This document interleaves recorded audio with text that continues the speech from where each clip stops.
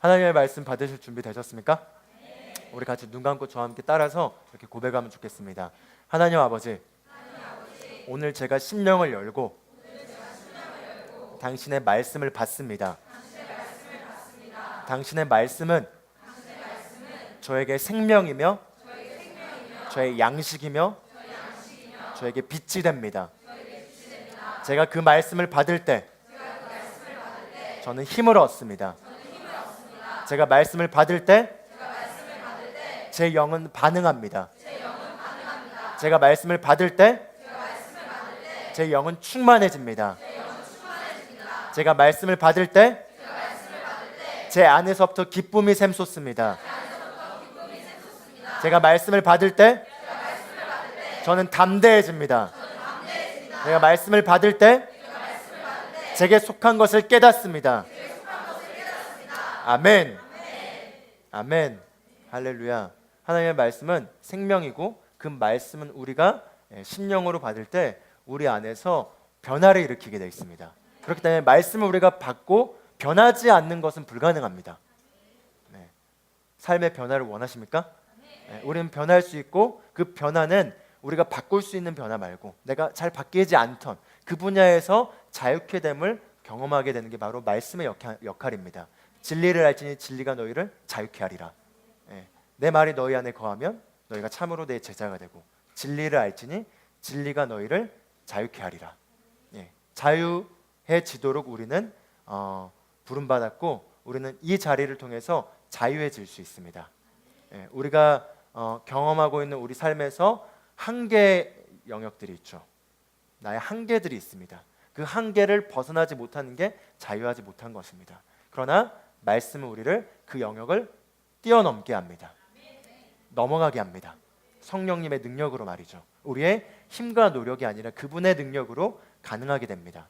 그로 인해서 우리 삶은 달라지게 되어 있습니다. 그게 우리에게 정상적인 것입니다. 우리가 예배 올 때 와서 똑같은 사람으로 사실 돌아간다는 것은 엄밀하게 말하면 비정상적인 것입니다. 우리는 종교를 위해서 이 자리에 모이지 않았습니다. 주일 성수하기 위해 이 자리에 모이지 않았습니다. 우리는 이 자리를 통해서 주님을 예배하고 경배하고 말씀을 받아서 우리가 진짜 누구인 줄 알고 우리에게 부름받은 그 삶을 그대로 살고 누리며 이 땅에 성취하고 다스리고 왕노릇하기 위해 이 자리에 모였습니다. 우리가 이 자리에 모인 목적은 이 자리에서 은혜 받고 삶의 한 주 동안 간간히 지탱하며 살아가려고 온 게 아니라 이 자리에서 충전을 받고 한 주 동안 삶에서 다스리고 세상에 영향을 미치고 영향력을 확장하기 위해서 우리가 이 자리에 모인 것입니다. 그리스도인은 우리는 나약하지 않습니다. 그리고 말씀을 통해서 우리가 깨닫게 될 때 우리가 나약하지 않다는 걸 안에서부터 깨닫게 될 것입니다. 아멘. 말씀을 우리가 정말 기대하면 좋겠습니다. 우리가 재정의 청지기에 대한 말씀을 가지고 지금 3번 나눴고 오늘 벌써 4번째 시간입니다. 재정의 간증들이 있으십니까? 있으신 분들은 이렇게 셀에도 적극적으로 나누시면서 간증을 하십시오. 중요한 건 간증을 할 때 나에게 그 믿음이 더 확증될 뿐만 아니라 그 간증을 통해서 여러분이 영향력을 미치는 것입니다. 다른 사람들은 그 간증을 통해서 취해서 또 그것들을 삶에서 나타낼 수 있습니다. 몇몇 간증들이 있는 걸로 알고 있는데 나중에 기회 되면 간증할 시간을 통해서 또 우리 모두가 이 재정에 대한 간증들이 모두에게 더 공유됐으면 좋겠습니다. 우리가 재정의 청지기 직분에 대한 말씀을 가지고 우리가 3주 동안 나누면서 우리가 기본적으로 기억해야 될 몇 가지 것들이 있죠. 첫 번째는 바로 하나님이 우리의 원천이시다. 그걸 계속해서 인정하고 신뢰하고 경험하고 계십니까? 하나님은 우리의 원천이십니다.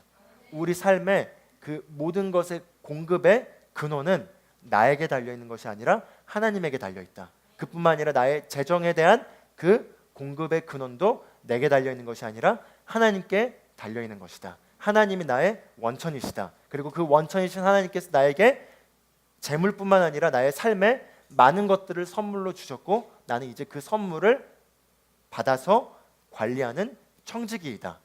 이 두 가지가 우리를 부욕해 하는 핵심적인 원리인 것을 우리가 말씀을 통해서 발견했습니다. 아멘. 같이 따라서 고백해볼까요? 나는 하나님의 청지기입니다. 나는 하나님께서 내게 선물로 주신 풍성한 자원들을 경영하는 청지기입니다. 하나님께서 나에게 재물과 재물 얻을 능력을 축복으로 주셨습니다. 이제 저는 그것을 관리하는 청지기입니다.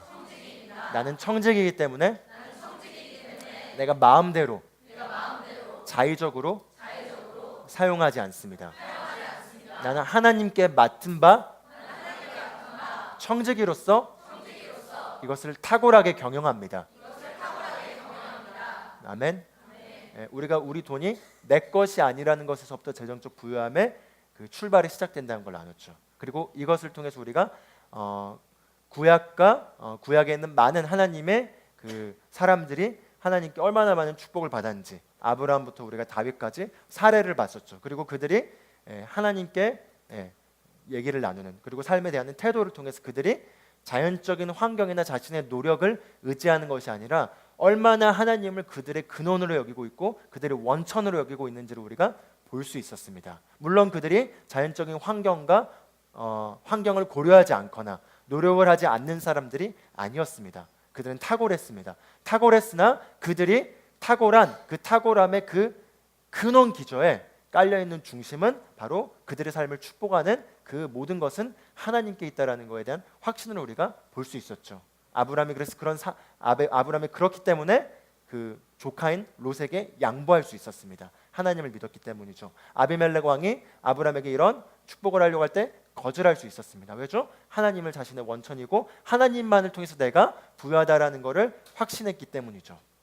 다윗도 마찬가지로 하룻밤에 몇 조 원에 해당되는 자신의 재산을 주님께 드릴 수 있었습니다. 드릴 뿐만 아니라 다윗이 이런 얘기를 하죠. 이 모든 것은 다 주님으로부터, 하나님으로부터 제게 주어진 것이고 이 모든 것은 사실 하나님 것이기 때문에 원래 하나님 것인 하나님께 제가 다시 돌려드립니다 라는 페이백 개념을 가지고 있었습니다. 페이백 의식을 가지고 계십니까? 주님께 우리가 팁을 드린 게 아닙니다. 주님 좀 가난하시죠? 주님 제가 좀 오늘은 좀 인심 썼습니다 이렇게 하는 게 아니라는 거죠. 모든 게 주님께서 우리에게 선물로 주신 거고 맡기신 것이고 우리는 그 중에 사실 11조도 10분의 1을 주님께 다시 주님 것인 것을 돌려드리는 것입니다. 내가 10분의 1 인센티브로 주님께 드리는 게 아니라는 거죠. 그리고 우리가 지난 시간을 통해서 재정은 우리가 믿음을 발휘하는 영역에 있어서 가장 초보 단계에서 우리가 통과해야 될 것이고 이게 통과되지 않고 사실 하나님의 그 풍성한 초자연적 영역의 다른 그 어떤 것도 누릴 수 없다라는 걸 우리가 말씀을 통해 봤습니다. 걔는 충격적이었죠. 그러나 정말 그렇습니다. 재정에서 우리가 하나님을 신뢰할 수 있다면 우리가 치유하시는 하나님도 신뢰할 수 있습니다. 나의 인생을 책임지시는 하나님도 신뢰할 수 있습니다. 나에게 꿈을 주시고 그 꿈이 불가능해 보여도 그걸 가능케 하실 수 있다는 하나님을 신뢰할 수 있습니다. 그러나 우리가 재정의 영역에 있어서 눈에 보이는 이 영역에서부터 우리가 하나님을 신뢰하지 못하고 돈을 신뢰하고 또는 나의 어떤 그 자연적인 환경을 신뢰하고 노력만 신뢰하면서 거기에서 내가 내어드리지 못하고 주님을 신뢰하지 못한다면 사실은 다른 영역에서도 우리가 신뢰한다고 막 나름 하지만 신뢰를 못하고 있다는 것이죠. 그렇기 때문에 나타남이 적는 것입니다. 우리가 주님께 맡기고 주님을 정말 원천으로 여기고 주님을 신뢰하고 그리고 우리가 눈에 보이는 이 물질의 영역에서부터 우리가 나의 중심을 내가 신뢰하는 그것이 이 돈에 있는 것이 아니라 또는 이 돈을 제공해주는 그 환경에 나의 신뢰가 있는 것이 아니라 하나님께 나의 신뢰가 있다는 걸 내가 믿음으로 표현하고 확증하고 그걸 걸어 나갈 때 하나님의 축복과 하나님의 그 풍성함을 경험하실 뿐만 아니라 그로 인하여 더 많은 영역에서 우리가 자신감을 가질 수 있습니다. 더 많은 영역에서 하나님을 신뢰할 수 있습니다. 더 많은 영역에서 하나님을 신뢰함으로써 하나님이 주신 축복과 초자연적인 공급들을 경험할 수 있습니다. 이게 바로 재정분의 핵심이고 이걸 제가 깨달았기 때문에 제가 긴 시간 동안 사실 재정을 가르치는 게 저도 사실은 좋진 않지만 하고 있는 것입니다. 사실은 이런 설교는 이런 내용은 설교 때 하는 게 아니라 따로 날 잡아서 그냥 그렇게 해야 되는 거라고 생각을 하는데 제가 군복무 관계로 그러지 못해서 줄 설교를 하고 있습니다.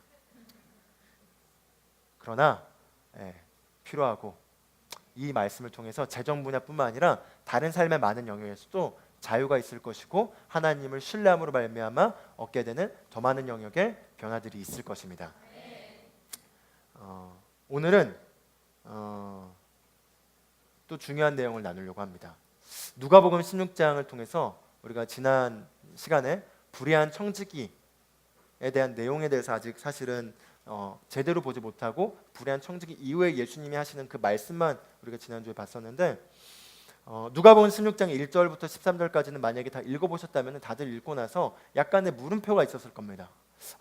이 말씀 어렵다, 이게 뭐지? 라는 걸 아마 느끼셨을 텐데, 우리가 이 말씀을 통해서 하나님이 주시는 계시를 오늘 받게 될 줄로 믿습니다. 그리고 이걸 받게 된다면은 굉장히 많이 자유케 되고 또 확신이 생길 것입니다.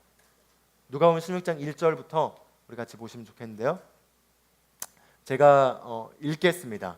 우리 같이 읽어볼까요? 16장 1절부터 시작. 또한 제자들에게 이르시되 어떤 부자에게 청지기가 있는데 그가 주인의 소유를 낭비한다는 말이 그 주인에게 들린지라. 주인이 그를 불러 이르되 내가 내게 들은 바 너가 보던 일을 세마라. 청지기 직무를 계속하지 못하리라 하니 청지기가 속으로 이르되 주인이 내 직분을 빼앗으니 내가 무엇을 할까? 땅을 파자니 힘이 없고 빌어먹자니 부끄럽구나. 내가 할 일을 알았도다. 이렇게 하면 직분을 빼앗긴 후에 사람들이 나를 자기 집으로 영접하리라 하고 주인에게 빚진 자를 일일이 불러다가 먼저 온 자에게 이르되 너가 내 주인에게 얼마나 빚졌느냐? 말하되 기름 100마리나이다. 이르되 여기 내 증서를 가지고 빨리 앉아 50이라 쓰라 하고 또 다른 이에게 이르되 너는 얼마나 빚졌느냐? 이르되 밀 100석이니이다. 이르되 여기 내 증서를 가지고 80이라 쓰라 하였는지라. 주인이 이 옳지 않는 청지기가 이를 지혜 있게 하였으므로 칭찬하였으니 이 세대의 아들들이 자기 시대에 있어서는 빛의 아들들보다 더 지혜로움이니라. 내가 너희에게 말하노니 불의의 재물로 친구를 사귀라. 그리하면 그 재물이 없어질 때 그들이 너희를 영주할 처소로 영접하리라. 지극히 작은 것에 충성된 자는 큰 것에도 충성되고 지극히 작은 것에 불의한 자는 큰 것에도 불의하니라. 너희가 만일 불의한 재물에도 충성하지 아니하면 누가 참된 것으로 너희에게 맡기겠느냐? 너희가 만일 남의 것에 충성하지 아니하면 누가 너희 것을 너희에게 맡기겠느냐? 집 하인이 두 주인을 섬길 수 없나니 혹 이를 미워하고 저를 사랑하거나 혹 이를 중히 여기고 저를 경히 여길 것임이니라. 너희는 하나님과 재물을 겸하여 섬길 수 없느니라. 우리 한번 이 스토리를, 이 불의한 청지기 스토리를 세부적으로 한번 뜯어서 우리가 한번 오늘 보셨으면 좋겠습니다. 보시면은 부자가 있었고요. 이 부자의 재산을 관리하는 청지기가 있었던 거죠. 이 청지기가 그 부자의 재산을 쓸데없이 허비하고 소모함으로써 문제를 일으키고 있다는 사실을 부자가 알게 됐습니다. 그래서 2절에 보면 말하죠. 너 왜 이딴 식으로 하냐? 너 이제 잘릴 거야. 이 얘기를 한 거죠. 너 끝났어. It's over. You are fired. 이렇게 한 거죠. 그러자 청지기가 3절에 하는 말을 우리가 한번 주목하여 살피길 원합니다. 청지기가 속으로 이르되 주인이 내 직분을 빼앗으니 내가 무엇을 할까? 땅을 파자니 힘이 없고 빌어먹자니 부끄럽구나. 자, 여기에서 우리가 재정적인 문제를 가지고 있는 사람들의 두 가지 자세를 볼 수 있습니다. 첫 번째는 게으르다는 겁니다. 땅을 파자니 힘이 없다. 정말 힘이 없을까요? 아니죠. 게을러서 힘이 안 나오는 거죠. 모두가 다 그렇다고 할 수는 없지만 재정적인 문제의 기본은 게을르기 때문입니다. 사도 바울은 더 세게 말하죠. 일하기 싫으면 먹지도 말라.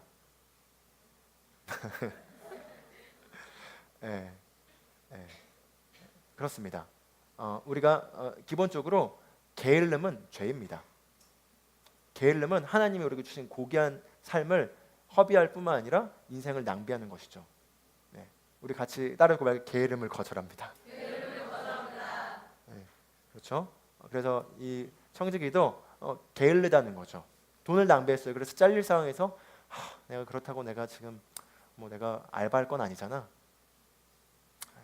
또 빌어먹자니 부끄럽구나 라는 걸 말하고 있죠. 빌어먹자니 부끄럽구나. 근데 재밌는 건 이 청지기는 주인의 돈을 지금 사실은 이렇게 사실 훔쳐서 그냥 인위적으로 쓰고 있던 잘못된 일을 하고 있었죠. 거기에 대해서는 부끄러워하지 않습니다. 그런데 사람들한테 빌어먹자는 거에 대해서는 부끄러워하고 있습니다. 그 말은 이 청지기의 중심이 사람들의 체면을 중요하게 여기고 있다라는 거죠. 바로 교만인 것이죠. 이게 또 굶주리게 하는 요인 중에 하나임을 우리가 볼 수 있습니다. 그래서 우리가 재정에 있어서 기본적으로 가져야 될 태도는 일확천금은 하나님의 재정적 풍성함의 공급의 원천이 그 원리가 아닙니다. 주님 정말 제가 평생 일 안 하고 그냥 이렇게 마음껏 할 수 있도록 연금복권 당첨하게 해주세요. 제가 한때 연금복권 나왔을 때 길 가면서 연금복권 나오면 내가 좀 평생 주님을 하면서 그냥 이렇게 마음껏 할 수 있을 텐데 이런 생각을 했었는데 참 잘못된 생각이죠. 물론 뭐 될 수 있겠죠. 그러나 잠언 13장 11절 한번 읽어볼까요? 쉽게 얻은 재산은 줄어드나 손수 모은 재산은 늘어난다. 쉽게 얻은 재산은 줄어든다고 말합니다. 우리가 뭐 워낙 뉴스로 많이 봤죠. 그 로또에 당첨된 사람들이 얼마 지나지 않아서 그 돈들을 다 낭비되게 되고 다 그냥 다 해서 원상복귀 되는 게 얼마 지나지 않아서 되는 것들을 보게 됩니다. 돈의 핵심은 내가 그것을 어떤 방식으로든지 이렇게 벌어들이는 게 그 부유함의 그 핵심이 아닙니다. 형통은 내가 수단과 방법을 가리지 않고 돈을 얻는 게 아닙니다. 가상화폐에 투자해가지고 대박을 나서 내가 100만 원 넣었더니 그게 30억 돼가지고 아싸 이렇게 하는 거를 주님 저에게 이 신호를 알려주세요가 아닙니다. 제가 이 말씀을 나누기 전에 가상화폐에 조금 투자를 했다가 제가 회개를 하고 제가 제 안에 있는 그 탐욕이 그 얼마나 무서운 건지를 보면서 잘 칼질을 할 수 있었습니다. 그렇죠? 우리가 기본적으로 부여에 대해 가져야 될 기본 태도는 쉽게 재물을 얻으려고 해서는 안 된다는 것입니다. 그게 사실은 게으름 발상인 거죠. 내가 그냥 수고하지 않고 뭘 하지 않아도 그냥 쉽게 이렇게 탁 뭐가 이렇게 확 생기는 것들. 그러나 사실은 그런 태도가 사실은 재정적인 부유함에서 그 사람을 멀어지게 합니다. 그리고 그런 태도를 가지고 있는 사람 중에 영원히 부유한 사람은 없을 것입니다. 잠깐은 부유할 수 있겠죠. 유산을 받거나 어떻게 해서. 그러나 그의 삶은 실제로 형통하지 못할 것이고 부유하지 못할 것이고 그것들은 다 하이에나들에게 뜯겨질 겁니다. 하이에나들은 돈 냄새를 맡아서 돈이 있는데 이 사람이 관리할 능력이 없다면 철저하게 뺏어 먹죠. 그래서 군인들이나 아니면 공무원들이 이제 퇴직하고 연금이 많을 때 우리 보험하시는 분들 또 다단계 하시는 분들 이렇게 차차차 그래가지고 달려붙어서 차차차 다 뜯어 먹죠. 얘기가 격길로 새고 있는 것 같은데 어쨌든 중요한 건 우리가 기본적으로 게으름은 우리를 가난하게 만드는 것이고 그건 부유함과 거리가 멀다는 거죠. 성경은 정확하게 우리가 게을리지 말라고 말하고 있습니다. 좀 더 자자, 좀 더 눕자, 좀 더 자자 이러면 궁핍이 강독처럼 너에게 임하리라. 잠언의 말씀을 말하고 있죠. 우리 옆 사람에 얘기할까요? 좀 더 자자, 좀 더 눕자, 좀 더 쉬자. 그렇게 살면 가난이 당신을 웰컴합니다. 사실 웰컴보다 더 강한 표현을 성경은 쓰고 있어요. 강도처럼 너에게 임하리라. 그렇죠? 기본입니다. 계속 보겠습니다. 근데 그래서 이 청지기가 이렇게 꾀를 돌리면서 하게 된 생각이 뭐죠? 자기가 청지기로서 갖고 있는 이 권한을 사용해서 사실은 횡령을 하는 거죠. 만약에 제가 만약에 은행장인데 퇴직하기 전에 다 그냥 채권들 이렇게 그냥 좀 다 이렇게 해가지고 하게 된다면 나중에 감사에 지적되면은 아마 감옥에 갈 겁니다. 근데 그런 행동을 지금 이제 하고 있는 거죠. 그래서 100 야, 서류 써 80으로 바꿔줄게. 50 야 이거 20으로 바꿔줄게. 내가 해준 거야? 기억해? 끝나고 하면서 우리 나중에 미래를 또 우리 한번 구상을 해보자고 이런 일을 지금 하고 있는 거죠. 그렇게 하고 있어요. 이 내용을 보면 다들 뭔가 불쾌함을 느꼈을 겁니다. 청지기 참 나쁜 놈이구나 뭐 이런 생각을 했을 겁니다. 그런데 우리가 당황하게 한 건 이제 8절의 내용이죠. 8절 한번 같이 읽어볼까요? 시작. 주인이 이 옳지 않는 청지기가 이를 지혜 있게 하였으므로 칭찬하였으니 이 세대 아들들이 자기 시대에 있어서는 빛의 아들들보다 더 지혜로움이니라. 여기서부터 우리가 예수님의 그 심오한 가르침에 대해서 심각해지기 시작합니다. 횡령을 하라는 것인가? 이게 뭔 말이지? 주님이. 그러나 우리가 여기서 정확하게 우리가 여기에서 우리가 관찰하길 원하는 두 가지를 우리가 오늘 발견하게 되길 바랍니다. 먼저 옳지 않은 청지기에 대해서 이 주인이 칭찬을 해주고 있어요. 칭찬을. 여기서 예수님의 비유를 든 게 아니라 어떤 스토리를 그냥 얘기해주고 있는 거죠. 근데 부자가, 그 청지기가 그 일을 그렇게 지혜 있게 하는 것을 보고 칭찬을 해줬다고 합니다. 여기서 그럼 우리가 주인이, 사실은 지금 청지기가 주인의 그 마땅히 받아야 될 돈들을 지금 사실 엄청나게 많이 낭비시킨 거죠. 이게 아마 사실 여기 몇몇 사례가 나오지만 더 많았을 거고, 그 많은 것들을 그냥 재정적으로 환산하면 더 많은 영향을 미쳤을 겁니다. 주인이 너무 부자여가지고 이 정도는 간에 기별도 안 가기 때문에 그럴 거라고 생각하기 쉽지만, 그렇다면 주인이 청지기가 그냥 쓸데없이 이렇게 낭비했을 때도 자르면 안 되죠. 너무 부자여가지고 그냥 재산이 막 한 100조 원 됐는데 이 청지기가 한 1, 2억 정도 낭비하는 거 가지고 그냥 이렇게 하는 분이었다면 청지기를 자르지 않아도 됐었을 겁니다. 근데 자르려고 했었죠. 자르려고 한 상황에서 그가 무언가 어떤 또 낭비된 행동을 합니다. 근데 그걸 보면서 칭찬을 합니다.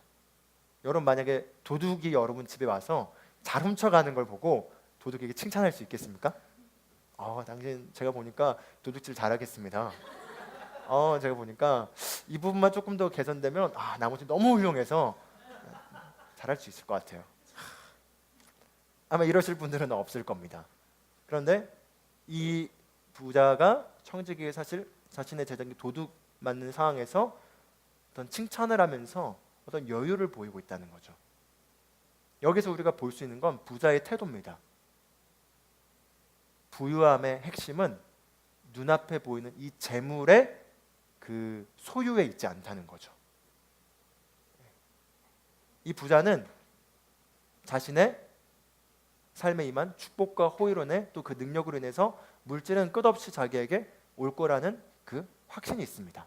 그리고 또 그 삶에서 기본적인 관리하는 경영하는 태도가 있기 때문에 청지기가 일을 잘하지 않는 거에 그 자체가 그의 생계에 영향을 미치진 않지만, 그의 삶에 풍성함에 영향을 미치진 않지만 그게 바르지 않고 또 이걸 관리하는 데 있어서 적절하지 않기 때문에 그걸 조절하려고 했습니다. 그런데 그가 그 일에 있어서 어떤 꼼수를 부리죠.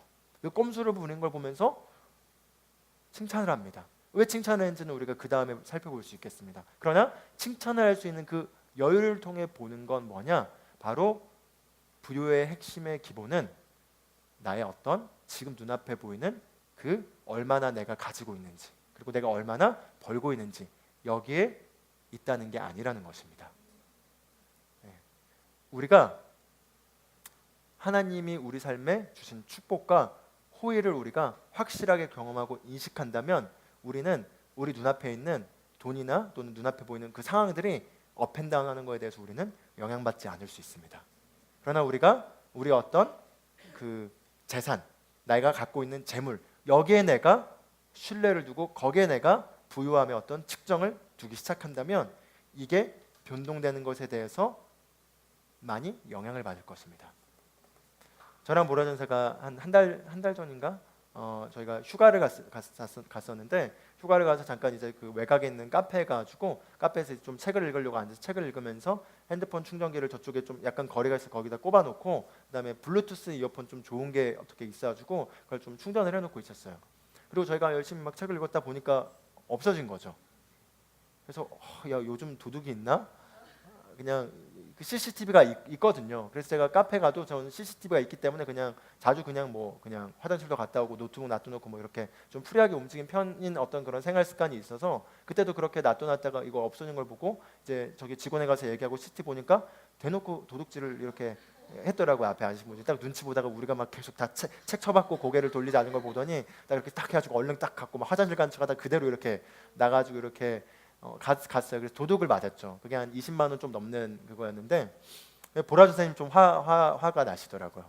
근데 저는 거기에서 화가 나기보단 저의 안전 불감증에 대해서 깨달으면서 야, 이걸 계기로 내가 안전 불감증을 배워야겠다. 보라 선생, 우리 참 너무 나이브하게 사는 것 같아. 우리 좀 더 경계하고 좀 더 조심을 하자.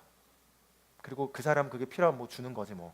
이렇게 했더니 안 된대요. 그러면 결심해서라도 해야겠다 해서 경찰에 바로 신고를 하시더라고요. 그래가지고 결국 뭐 돌려받았어요. 그리고 이제 그분이 그 처벌을 그 선처를 원한다 해서 그냥 이제 뭐 처벌하지 않고, 또 그 사람도 멀쩡히 직장 다니는데 전과도 없고 처음 이렇게 하는 거라고 하더라고요. 그래서 또 견물생심인 거죠, 견물생심. 그래서 제가 전화로 그냥 그러지 마시라고 또 그렇게 하려다가 전화까지는 하진 않았는데, 어쨌든 그런 일이 있었습니다. 근데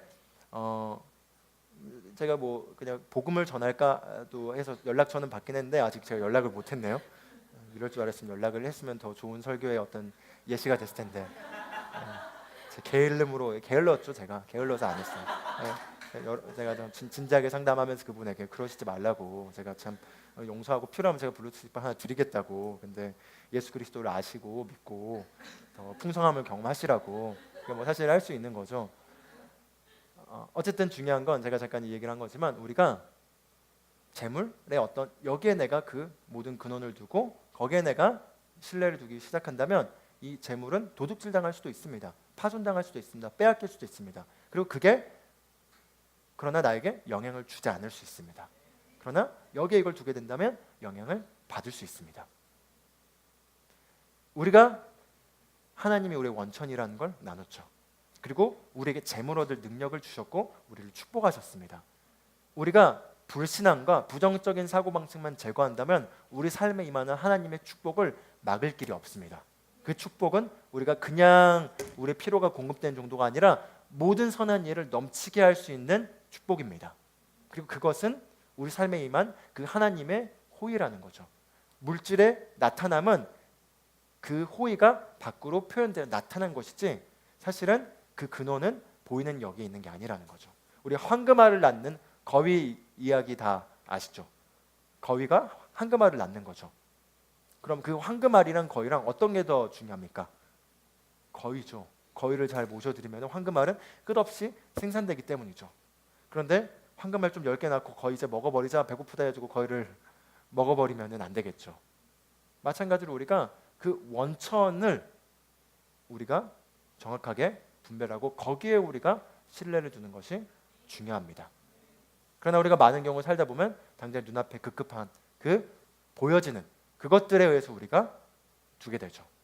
그리고 만약에 그걸 우리가 측정해 볼 수 있는 건요, 주변에 어떤 아는 친구가 왔는데 그 친구가 옷이 좀 비싼 옷 입고 좋은 가방 메고 좀 돈이 많대, 부럽다 라는 마음이 있다면 여러분은 지금 그 부유에 대한 개념이 잘못 갖춰져 있는 것입니다. 부러워할 필요가 없다라는 거죠. 아멘? 그 어떤 가방을 매냐가 나의 어떤 캐릭터와 나의 어떤 인격을, 또는 나의 어떤 가치를 보장해 주는 게 아닙니다. 자매님들, 형제님들, 어떤 차를 타고 다니냐가 나의 그 가오를 결정하는 것이 아닙니다. 우리의 가오는 우리 삶에 임한 하나님의 호의입니다. 우리의 아름다움, 우리 삶에 임한 하나님의 호의입니다. 그리고 그 호의가 그런 가방이나 그런 차를 몇백 개나 생산해낼 수가 있습니다. 왜냐하면 만물이 주님 것이고 우리는 그럴 수 있는 충분한 축복을 받았기 때문이죠.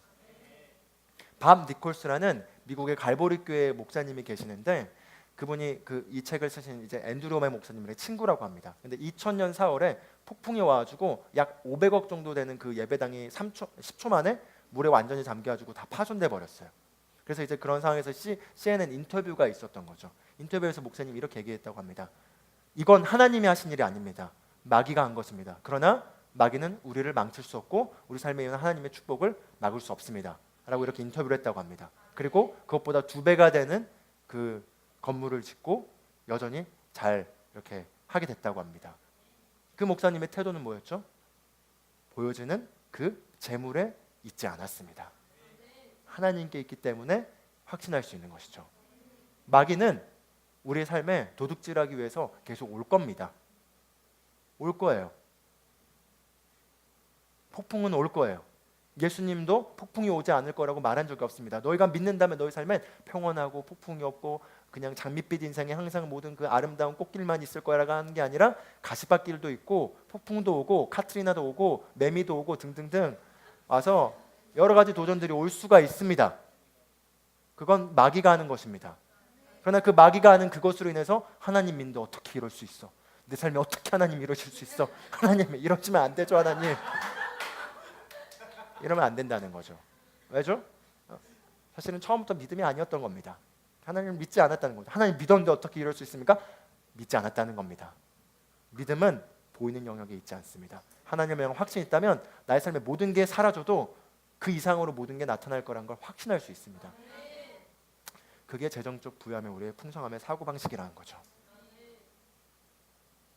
아멘?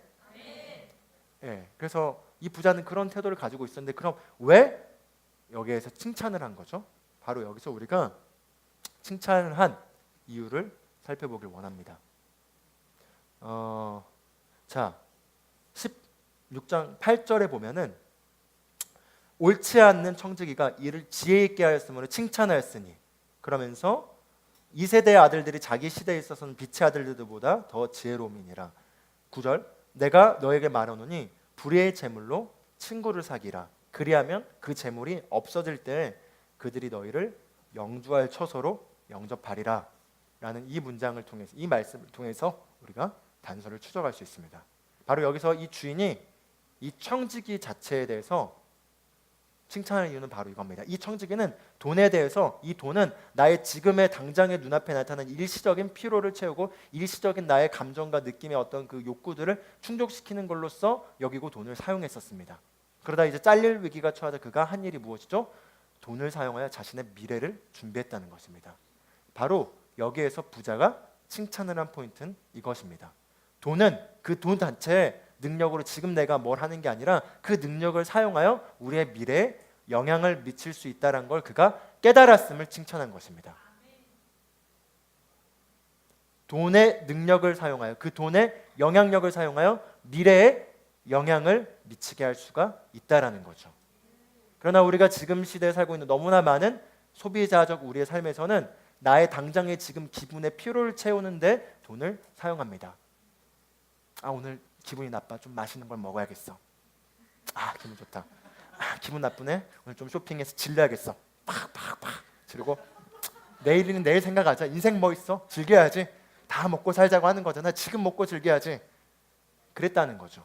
그러나 여러분 부자 아빠, 가난한 아빠 이런 책들을 좀 읽어보시면 도움이 됩니다. 그러나 그 재정에 대해서 부유에 대해서 기본적인 돈의 핵심은 그 돈이 나의 일시적인 어떤 그 만족들을 채우는 데 사용하는 게 전부가 아니라 이 돈은 나의 미래에 영향을 미칠 수 있는 것이고 그걸 통해서 영향을 미치게 하는 게 돈을 사용하는 지혜라는 것이죠. 바로 이것을 칭찬하고 있는 것입니다. 아멘. 네, 돈을 사용하여 그 영향력을 활용하여 미래를 준비하는 것이라는 거죠. 근데 여기서 보시면은 9절에 이렇게 말하고 있죠. 내가 너희에게 말하노니 불의의 재물로 친구를 사기라. 그리하면 그 재물이 없어질 때 그들이 너희를 영주할 처소로 영접하리라. 여기에서 예수님이 진짜 가르치고자 하는 핵심은 바로 이겁니다. 여기서 없어지리라는 단어의 그 원어를 보면은 죽다라는 단어라고 합니다. 즉 이 말인 거죠. 너가 그 불의한 재물로 사람들을 얻게 되면 너가 죽었을 때 천국에서 너가 그 물질을 사용하여 얻게 된 그 사람들이 너를 맞이하며 환영하며 너를 기다리고 있을 것이다. 바로 이것입니다. 바로 포인트는 무엇이냐? 우리가 이 땅에 사는 이 삶은 일시적인 것이고 영원한 것이 아닙니다. 이 땅에 있는 모든 것들은 사실은 일시적인 것이고 없어질 것들입니다. 썩어 없어질 것들이죠. 좋은 차, 좋은 집 또는 좋은 어떤 뭐 등등등의 여러 가지 것들을 우리가 이 땅에서 얼마나 많이 벌었느냐가 천국에서 그걸 가져가는 것이 아닙니다. 천국에 가면 그것들은 다 썩어 없어질 것으로 사라진 것이고요. 우리가 이 땅에서 물질을 활용하여 영혼들을 이겨오는데 어떻게 사용했는가만이 거기에 남아있게 됩니다. 바로 그 비유라는 거죠. 불의의 재물로 친구를 사기라. 그리하면 너가 죽을 때 그 돈으로 인하여 얻게 된 영혼들이 너를 기다리며 너를 환영하고 있을 것이다. 바로 돈의 핵심, 예수님의 이 가르침의 핵심은 우리가 돈을 버는 목적, 돈을 그리고 사용하는 그 목적의 핵심이 바로 이 땅에 썩어 없어질 것들을 누리기 위해서 사용하는 것이 아니라 이 썩어 없어질 것을 영원히 있을 것으로 바꾸기 위해서 사용하는 것이 바로 지혜로운 자라는 것입니다. 아멘. 네. 그러면서 10절, 11절, 12절, 13절 내용을 통해서 작은 것에 신실할 때 큰 것에 신실한다. 너희가 즉 이 땅에 살면서 돈을 바라본 태도가 달라야 되고 돈을 섬기면서 주님을 같이 섬길 수 없다는 걸 말하면서 철저하게 이걸 구분시켜주면서 돈을 어떻게 사용하고 어떻게 돈을 버는 목적을 가져야 될 건지를 가르쳐주고 계시는 것입니다. 우리가 돈을 버는 진정한 이유가 뭘까요? 먹고 살기 위해서인가요? 다 먹고 살자고 하는 거지. 돈 벌어서 남 주냐? 뭐 이런 얘기들 우리 다 그냥 하는 거잖아요. 저도 그냥 저도 모르게 습관적으로 다 먹고 살자고 하는 거잖아 하다가 그 말 취소. 나는 먹고 살기 위해 살지 않아. 나는 영원한 것을 위해 살아. 이렇게 합니다. 그래서 제가 혹시라도 그런 망언을 한다면 저를 이렇게 깨닫게 해주십시오. 우리는 먹고 살기 위해서 살지 않습니다. 먹고 사는 건 그냥 따라오는 것입니다. 우리는 영원한 소명을 따라 삽니다. 우리 마태복음 6장으로 가서 좀 더 깊이 있게 말씀을 봐봤으면 좋겠습니다. 마태복음 6장 19절로 가보겠습니다. 자, 마태복음 6장 19절을 보면은 19절부터 24절까지 같이 읽어볼까요? 시작. 너희를 위하여 보물을 땅에 쌓아두지 말라. 거기는 좀과 동록이 해하며 도둑이 구멍을 뚫고 도둑질하느니라. 오직 너희를 위하여 보물을 하늘에 쌓아두라. 거기는 좀이나 동록이 해하지 못하며 도둑이 구멍을 뚫지도 못하고 도둑질도 못하느니라. 내 보물이 있는 그곳에 내 마음도 있느니라. 눈은 온몸에 등불이나 그러므로 내 눈이 성하면 온몸이 밝을 것이요 눈이 나쁘면 온몸이 어두울 것이니 그러므로 내게 있는 빛이 어두우면 그 어둠이 얼마나 더하겠느냐. 한 사람이 두 주인을 섬기지 못할 것이니 혹 이를 미워하고 저를 사랑하거나 혹 이를 중히 여기고 저를 경히 여김이라. 너희가 하나님과 재물을 겸하여 섬기지 못하느니라. 19절부터 24절까지를 보면은 너희가 보물을 이 땅의 것에 두지 말고 하늘의 것에 두라 라고 얘기하면서 너희가 두 주인을 섬길 수 없다. 재물과 하나님을 겸하여 섬길 수 없다라고 얘기하고 있습니다. 그런데 우리가 이 마태복음 6장의 전체 맥락을 읽어보면요, 앞부분에 어떤 내용이 나오냐면 외식한 자들에 대하여 나와요. 그들은 기도할 때 밖에서 이렇게 사람들이 다 모이는 광장에서 이렇게 거룩하게 앉아주고 이렇게 기도를 한다는 거죠. 그러나 그들이 그 기도하는 동기는 진짜로 아버지를 향한 그 하나님을 향한 그 경외감과 그 친밀함으로 하는 게 아니라 사람들 앞에서 나는 이렇게 기도한 자야 라고 보이기 위해서 하는 거라는 거죠. 그러면서 너희가 기도할 때 골방에 들어가서 너만 아시는 그 하나님 앞에서 친밀한 마음을 가지고 그렇게 기도하라면서 주기도문에 대한 내용을 하십니다. 그리고 또 금식하는 자는 금식했다는 걸 이렇게 알리면서 얼굴 피폐해져가지고 사람들이 금식했어 이렇게 야 너 참 대단하다 금식하구나 이러지 말라고 합니다. 오히려 금식하면 네 얼굴을 기름칠하고 깨끗하게 해서 티가 안 나게 하라. 이렇게 금식하면서 이렇게 티내는 자들은 사실은 금식을 통한 진정한 목적이보다는 사람들에게 내가 금식하는 자라는 그런 인정을 받기 위해서 한다라는 걸 보여주면서 그러지 말라는 걸 얘기하면서 결국 핵심 뭐죠? 즉 중심이 이 땅의 것에서 사람들로부터 얻게 되는 인정, 명예 또는 어떤 그 사람들의 어떤 그 인식들, 그 안에서 나의 어떤 위치들, 그 안에서 이런 것들, 그런 것들을 두지 말고 중심을 하나님께 두며 하나님 안의 그 친밀한 가운데 본질을 따라 걸어라는 걸 얘기하면서 이 맥락에 이 부분이 나오면서 이제 재물로 들어가지고 있습니다. 즉 재물이라는 건 이 땅에 내 눈앞에 있는 그 물질인 돈뿐만 아니라 그 돈의 영향력을 사용하여 얻게 되는 권위, 지위, 명예, 그로 인한 사람들의 어떤 시선, 그로 인한 어떤 그 모든 파워들을 상징할 수 있는 것이겠죠. 명예, 나의 어떤 그 위신, 사람들 앞에서 내가 어떻게 여겨지는지, 또 그런 등등등의 것들. 그러나 그런 것들을 우리가 추구할 때 우리 삶은 도둑질 당하게 되어 있다는 겁니다. 여기서 22절에 보면은 이렇게 얘기하고 있어요. 눈은 몸의 등불이니 그러므로 너의 눈이 성하면 온몸이 밝을 것이요 눈이 나쁘면 온몸이 어두울 것이니. 즉 눈은 뭐라는 거죠? 우리 온몸이 멀쩡해도 눈이 장님이 되어버리면 사실 온몸이 제대로 기능하지 못하게 된다는 거죠. 그런 것처럼 어두움, 즉 눈은 빛과 같다라는 거죠. 그래서 우리가 여기도 마찬가지로 하니 빛이 다 꺼져버리게 되면 우리가 멀쩡하게 모든 게 존재해도 의미가 없어져 버리게 되죠. 마찬가지로 우리 눈은 우리 몸의 모든 것들을 비춰주는 빛과 같아서 눈이 어두워져 버리면 모든 게 어두워져 버린다는 거죠. 그런데 어떤 포인트가 우리 삶에서 우리를 어둡게 하냐? 바로 우리의 초점이 하나님께만 가 있지 않고 땅의 것들에 초점이 가 있게 될 때 그 순간에 갈라지게 됨으로 말미암아 그 갈라진의 어둠이 틈타서 우리를 어둡게 한다는 겁니다. 우리의 초점이 어디 있는가? 우리는 초점을 하나님께만 두어야 합니다. 그리고 하나님께만 둘 수 있습니다. 우리가 돈을 버는 이유도, 우리가 살아가는 이유도, 우리가 무엇을 추구하는 이유도 그 초점이 하나님께 두고 갈 수가 있습니다.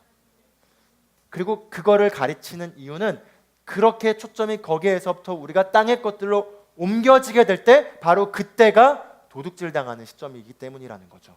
왜곡이 시작되는 시점이라는 겁니다. 오류가 시작되는 시점이라는 거죠. 어두워져 버리기 시작하는 시점이라는 거죠. 마귀가 우리 인생을 도둑질하기 가장 쉬운 방법은 뭐죠? 두 가지 비전을 주는 것입니다. 예를 들어 제가 몸짱이 되기로 여름에 목표를 세웠어요. 그리고 그뿐만 아니라 제가 먹방을 찍기로 목표를 세웠어요. 먹방으로 제가 막 컵라면 막 뭐 10개 연속으로 먹기 막 이거 하면서 막 그 BJ인가요? 뭐 그 BJ 스타가 되기로 제가 계획을 아프리카 TV 스타 되고 했어. 먹방으로 목표를 이번 달 안에 한다. 또 이번 달에 나는 목표를 몸짱이 되기로 한다. 양립될 수가 없는 거죠.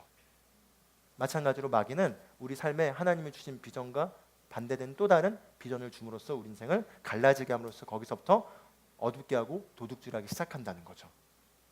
자, 우리가 24절까지 읽었는데 25절부터 쭉 더 봐보겠습니다. 여기에 우리가 그 유명한 말씀이 나옵니다. 제가 쭉 읽을게요.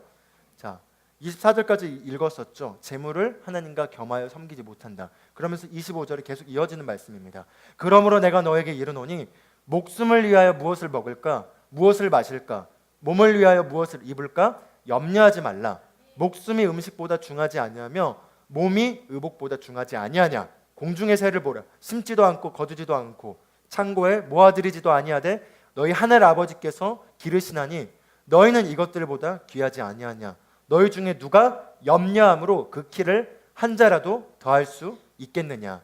또 너희가 어찌 의복을 위하여 염려하느냐. 들의 백합화가 어떻게 자라는가 생각하여 보라. 수고도 아니하고 길쌈도 아니하느니라. 그러나 내가 너에게 말하노니 솔로몬의 모든 영광으로도 입은 것이 이 꽃 하나만 갖지 못하였느니라. 오늘 있다가 내일 아궁에 던져지는 들풀도 하나님이 이렇게 입히시거든 하물며 너희일까 보냐. 믿음이 작은 자들아. 그러므로 염려하여 이르기를 무엇을 먹을까 무엇을 마실까 무엇을 입을까 하지 말라. 이는 다 이방인들이 구하는 것이라. 너희 하늘 아버지께서 이 모든 것이 너희에게 있어야 할 줄 아시느니라. 그런즉 너희는 먼저 그의 나라와 그의 의를 구하라. 그리하면 이 모든 것을 너희에게 더하시리라. 자, 여기서 예수님께서 강조하는 건 뭐죠? 우리가 이방인이었을 때, 즉 믿지 않았을 때 우리는 당연하게 먹고 살 거 걱정하며 삽니다. 내가 뭐 입어야 되지? 야, 이거 입으려면 내가 돈 벌어야 되는데, 야, 내 생계를 책임지려면 벌어야 되는데, 야, 우선 내가 잘 먹고 잘 살고 해야지. 이런 거에 초점을 맞추고 이렇게 살아간다는 거죠. 그러나 그런 것들은 이방인들이 구하는 거였지만 이제 우리가 그리스도인은 우리는 우리의 추구점, 우리의 그 근원적인 목표가 달라져야 된다는 거죠. 그리고 달라져서 먼저 그의 나라와 그의 의를 구하는 것이 우리의 중심이 되고 거기에서부터 나뉘지 말라는 겁니다. 먼저 그의 나라 그의 의를 구하면서 내가 무엇을 먹을까? 내 삶이 어떻게 될까? 염려하는 것은 분리된다라는 거죠. 바꿔 말하면 일을 하지 말라는 게 아닙니다. 그러나 내가 일을 하는 동기가 일하지 않으면 내가 멸망당할까 봐가 아니라 이 일을 통해서 나는 그분의 나라와 그분의 의를 추구하고 그렇게 간다.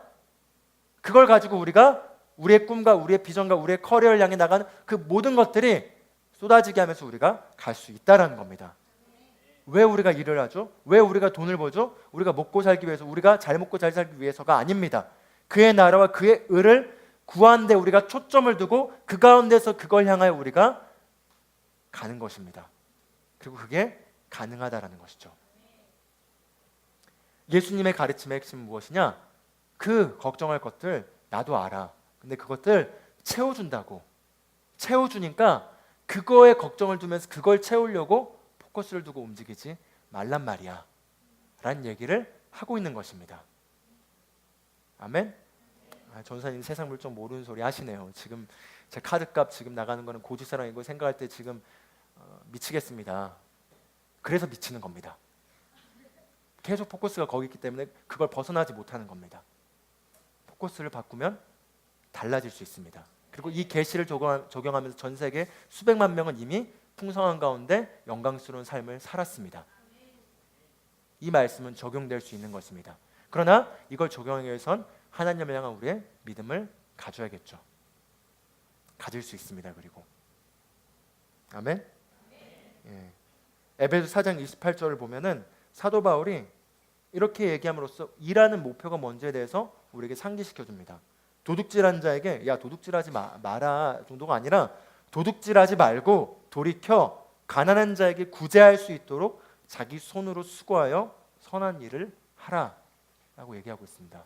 즉 도둑질하여서 이렇게 하지 말고 네가 수고하여서 일해서 너 벌어먹어 이 자식아 라고 말하는 게 아니라 수고하여 일하여 오히려 가난한 자를 너가 채울 수 있도록 그 일을 할 수 있도록의 그 목적을 가지고 일을 하라 라고 얘기하고 있다는 거죠.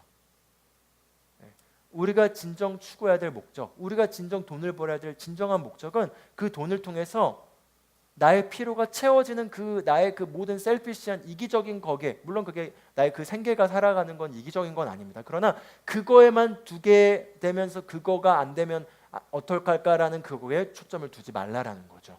초점을 먼저 그의 나라에 두라는 거죠. 너희를 위하여 먼저 그의 나라와 그의 의에 초점을 두라는 거죠. 그러면 그 모든 것들이 다 공급되지게 돼 있다라는 것입니다.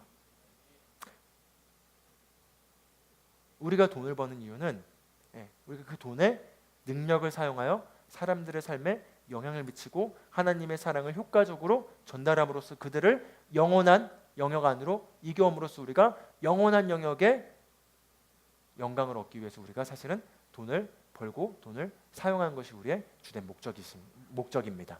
그게 그리스도인의 목적입니다.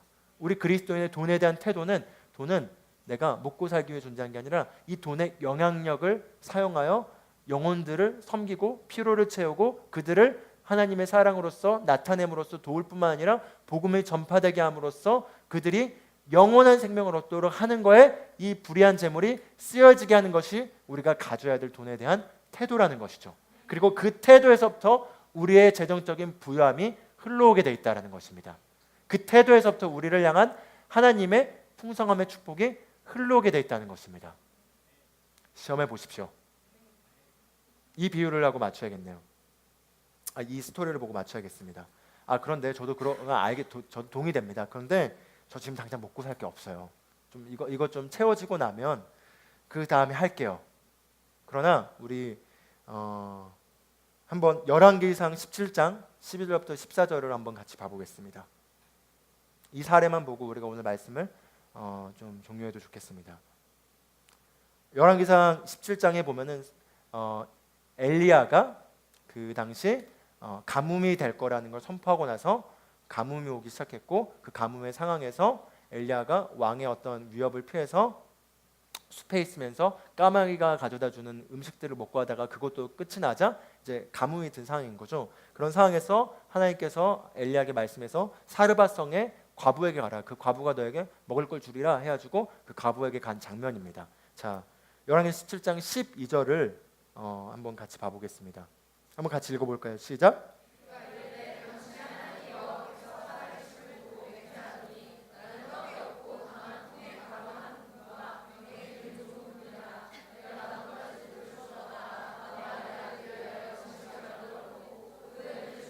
자, 여기까지만 읽겠습니다. 자, 엘리야가 사르밧성의 그 과부를 만났습니다. 그 과부에게 먼저 물 좀 떠달라고 했습니다. 근데 가뭄의 상황이었던 거죠. 근데 가뭄의 상황에서 그래도 그 여인이 어떻게 물을 뜨러 가려고 합니다. 근데 물 뜨러 가는 여인에게 말했습니다. 물 뜰 뿐만 아니라 나에게 좀 먹을 것 좀 빵 좀 만들어 주시오. 이렇게 말하니까 12절에 그 여인이 이렇게 얘기하는 겁니다. 내가 당신의 하나님 여호와께 살아계심을 두고 맹세하노니 난 지금 떡도 없고 통에 가루 한 움큼과 병에 기름 조금뿐인 게 내가 가진 전 재산이라서 내가 이걸 가지고 만들어서 나랑 아들이 먹고 그냥 죽으려고 했다. 즉 나의 마지막이라는 거죠. 이게 마지막이라는 거죠. 그리고 이거 먹고는 더 없기 때문에 우리 이제 죽는다는 거죠. 그런 상황에서 엘리야가 그럼에도 달라고 요구합니다. 여러분, 인본주의적 관점에서 이건 난리 나죠. 하나님의 사람이 마지막 과부의 그 재산을 빼앗다. 도덕성에 문제가 있다. 뭐 등등등 여러 가지 그 예루살렘 일보에 난리가 났었을 것입니다. 그렇죠? 그러나 우리가 하나님의 말씀은 인본주의랑은 다릅니다. 우리가 인본주의적 관점에서 하나님의 말씀을 구분할 줄 알아야 합니다. 여기서 보면은 엘리야가 그럼에도 가져와봐 이렇게 얘기합니다. 그래서 만들어서 갖다 주죠. 근데 어떤 일이 일어났죠? 엘리야가 먹고 과부도 먹고 아들도 먹고 그 초자연적인 일이 일어나서 기름이 끊없이 쏟아나게 되고 가루가 끝없이 쏟아나게 돼서 3년 동안 가뭄이 있는 그 3년 동안에 계속 먹게 되는 초자연적인 일이 이루어지게 됩니다. 그뿐만 아니라 이런 연고로 인하여 아들이 나중에 죽었는데 죽은 그 아들을 엘리야가 살리게 되는 초자연적인 경험도 하게 됩니다. 성경의 이야기인가요? 실제 사실이고 여러분들에게도 저에게도 일어날 수 있습니다. 이걸 얘기하면서 그 앤드류 목사님이 자신의 얘기를 하시더라고요. 그 자기가 어떤 집회를 갔었는데 그 집회에서 어떤 여인이 이제 끝나고 자기에게 찾아와가지고 자기 어떤 절박한 재정의 상황과 막 어떤 힘든 상황, 어머니로부터 자기 정신 문제 때문에 버림받았고 직장도 없고 지금 거의 그냥 먹을 것도 없고 지금 거의 죽기 직전의 상황인데 이렇게 어떻게 하냐 하니까 그 자매에게 돈 얼마 있냐? 그 돈 나한테 주라. 그렇게 얘기했대요. 하나님께 드리기 위해서 나에게 주라. 가진 동전 꺼낸 거 가진 거 다 달라고 해가지고 받았다고 합니다. 여러분 어떻게 생각하시나요? 양아치 목사네. 와, 그럴 수 있어. 그건 아니지 그래도. 그런 생각들이 들 수 있겠죠. 그러나 그 앤드류 목사님은 성령의 감동이 있었고 그녀에게 지금 하나님을 신뢰하도록 하기 위해서 그녀의 마지막 남은 그게 전부라 하더라도 하나님께 드림으로서 하나님을 이렇게 초자연적인 공급 안에 들어가게 하는 위치로 가기 위해서 그 요구를 했습니다. 그래서 받은 돈을 가지고 그 소속된 교회 목사님에게 다 드렸는데 일주일이 지나고 연락을 받았답니다. 어떤 일이 일어났냐면요, 전혀 모르는 분이 그녀에게 차를 주셨대요. 그리고 갑자기 어머니가 전화와서 미안하다, 내가 너를 정말 이렇게 버린 게 미안하다 하면서 집으로 이렇게 들여보냈대요. 그리고 직장을 하나 얻게 됐는데 직장이 자신의 이전에 잘렸던 직장보다 3배 많은 월급을 받는 직장이었다고 합니다. 뭐 거짓말 쓰시진 않았겠죠? 자, 이걸 통해 우리가 볼 수 있는 건 뭐죠? 내가 없기 때문에 이거 먼저 생기고 나서 그 다음에 줄게요. 그러니까 사실은 먼저 그의 나라와 그의 의를 구하는 태도가 아니라는 거죠. 먼저 그의 나라와 그의 의를 구하는 건 때로는 다이빙대 앞에서 점프해야 되는 상황과 같은 상황이 연출됩니다. 그러나 그때가 사실은 믿음을 발휘할 때인 겁니다. 그리고 그런 믿음을 발휘함으로써 하나님께 우리가 드릴 때 우리는 하나님으로부터 확실한 공급을 반드시 경험하게 되어 있습니다. 잠언 그래서 3장 9절에 10절에 이렇게 얘기하죠. 너의 재물과 너의 소산물에 처음 익은 열매로 여호와를 공경하라. 즉 처음 익은 열매로 여호와를 공경하는 게 뭐죠? 중심을 첫 번째로 먼저 그의 나라와 그의 의를 구하는 데 있게 하라는 거죠. 그리하면 이 모든 것이 채우리라. 여기서는 그리하면 너 창고가 가득히 차고 너 포도즙의 틀에 새 포도즙이 넘치리라. 창고가 가득히 차고 당신의 포도즙 틀에 새 포도즙이 넘치게 하리라. 이상하네요. 2번 반복해서 제가 쓴 것 같은데 아닌가? 아무튼 그렇다는 거죠. 채워진다라는 거죠. 일어날 수 있다라는 겁니다.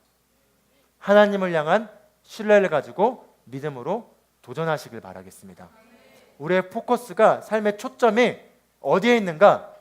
바로 그의 나라와 그의 의를 중심에 두십시오. 그럼 재물은 우리 삶에 끝없이 풍성되게 따라오게 돼 있습니다. 우리가 일을 하거나 우리가 공부를 하거나 또는 우리가 미래를 준비하는 그 목적이 내가 잘 먹고 잘 살거나 나의 자아의 실현에 두지 마십시오. 우리 그리스도인의 진정한 자아 실현은 우리를 부름받은 그 소명을 이루는 게 진정한 자아 실현입니다. 그리고 그걸 할 때 가장 행복하게 돼 있습니다. 근데 그 자아 실현이 뭐죠? 그리스도인으로서 우리에게 하나님이 주신 선물과 달란트를 활용하여 영향력을 발휘하여 영혼들을 이겨오는 삶을 사는 게 우리의 부름받은 자아 실현인 것입니다. 그리고 그게 그냥 머리에서 설득이 아니라 심령에서의 설득이 일어나면서 주님께서 나에게 주신 이 달란트와 나의 재능과 나의 이런 능력과 이런 것들이 내가 정말 발휘돼서 그것들이 정말 쓰임받아서 한 영혼이라도 더 주님께 이겨오겠다, 그게 내 마음에 결단이 일어나게 되는, 그게 일어난다면 이전에 경험하지 못한 열정이 여러분 안에서 쏟아지는 것을 반드시 경험하게 될 것입니다. 그게 우리의 추구가 되게 하십시오. 그게 없이 살아가는 사람들은 그냥 매일매일 그냥 살기 위해 살 겁니다. 오늘도 일어났네. 출근해야지.